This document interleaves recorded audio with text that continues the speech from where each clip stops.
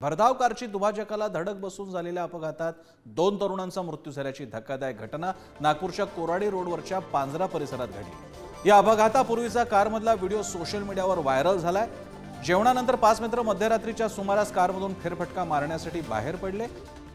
माधुल्याकडून नागपूरच्या दिशेने जात असताना एक जण रील बनवू लागला। त्यामध्ये सहभागी झालेल्या चालकाचं कारवरचं नियंत्रण सुटलं आणि हा अपघात झाला। जखमींपैकी जय भोंगाडे हा भाजपा प्रदेशाध्यक्ष चंद्रशेखर बावनकुळे यांचे पीए संजय भोंगाडे यांचा मुलगा आहे।